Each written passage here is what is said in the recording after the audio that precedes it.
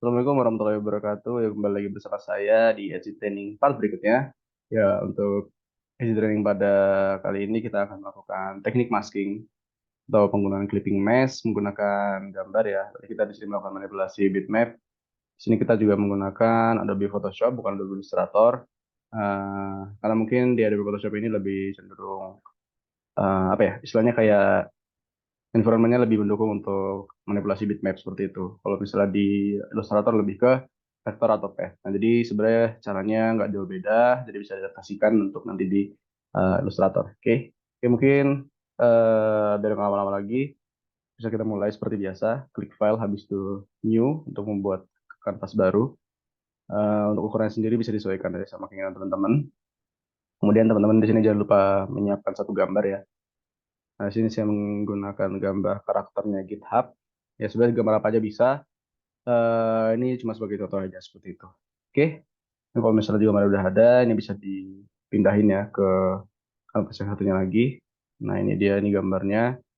Ini untuk bisa dilakukan manipulasi bitmap ini, silakan teman-teman eh, apa namanya? Hold control habis itu T. Jadi control T ya. Nah, terus ini dikecilin aja, jangan lupa Shift Alt. Oke. Nah, mungkin kira-kira ukurannya segini. Oke. Nah, ini ya, ini sebenarnya terserah teman-teman mau masukin shape dulu atau mau masukin apa namanya gambar dulu. Karena ujung-ujungnya sama aja. Jadi enter jangan lupa. Terus, nah ini saya kalau dari saya udah masukin gambar dulu, kemudian kita lanjut masukin shape-nya. Di sini mungkin kita pakai rectangle dulu aja ya. Nah ini shape-nya warna putih ini. Nah jadi bagaimana cara kita melakukan masking dari gambar ini supaya gambarnya ini masuk ke kotak ini. Ya, caranya mudah ya teman-teman. Jadi ini bagian gambarnya silahkan layernya dinaikin ke atas, jadi ditumpuk di paling atas. Kemudian silahkan klik ini layer, kemudian diklik create clipping mask.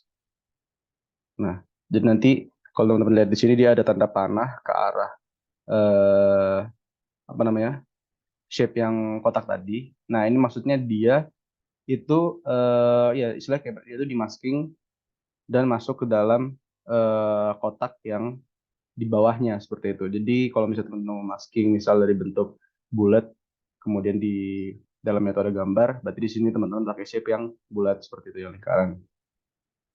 Ini kalau misalnya kita lihat ini kalau misalnya background kita hilangin, nah seperti ini. Jadi dia masuk ke dalam kotaknya seperti itu. Nah, jadi syaratnya itu ya teman-teman. Jadi harus ada dua apa namanya?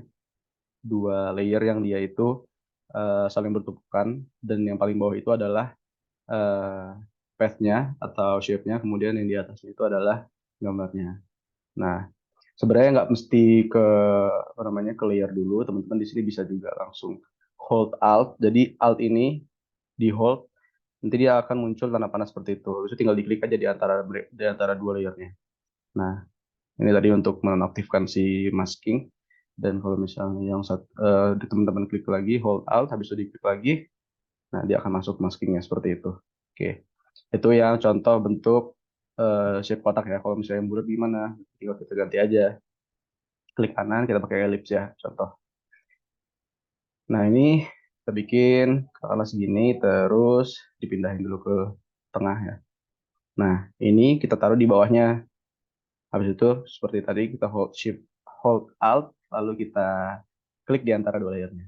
Nah maka dia akan masuk di dalam lingkaran yang tadi kita sudah buat.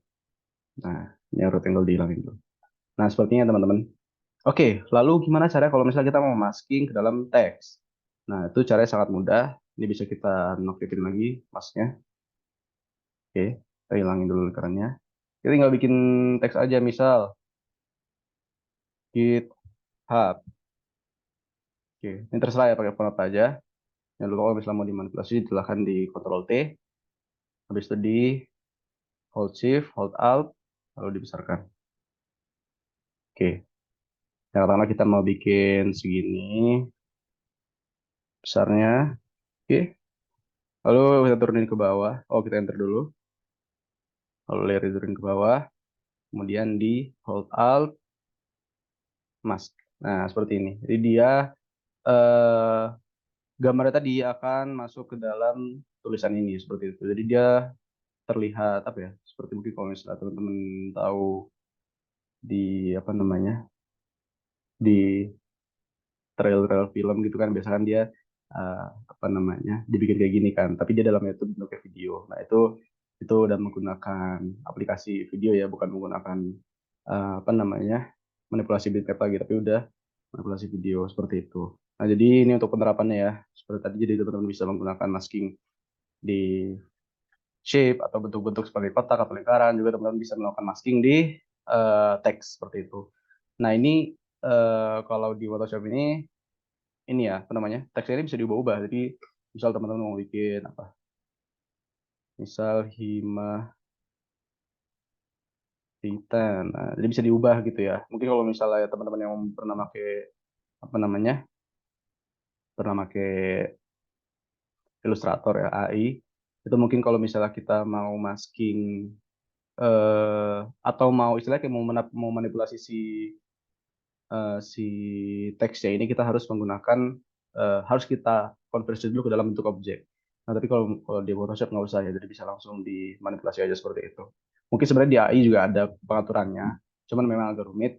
Jadi kalau misalnya saran dari saya, mungkin kalau misalnya memang cenderung buat manipulasi bitmap, silahkan menggunakan Photoshop seperti itu. Tapi kalau misalnya memang ada kepentingan lainnya yang memang lebih diperlukan untuk dilakukan menggunakan Illustrator, ya silahkan seperti itu. Jadi berdasarkan preferensi teman-teman aja. Oke, mungkin itu tadi ya, eh, terkait bagaimana cara melakukan masking di Photoshop. Mungkin untuk selanjutnya kita akan melakukan apa ya? Ya mungkin kalau nggak teknik masking di AI, mungkin kita akan melakukan latihan lain yang cenderung kepada fitur-fitur yang memang sering digunakan di dalam Photoshop ataupun Illustrator seperti itu. Oke, terima kasih banyak teman-teman semua atas perhatiannya. Eh, Assalamualaikum warahmatullahi wabarakatuh.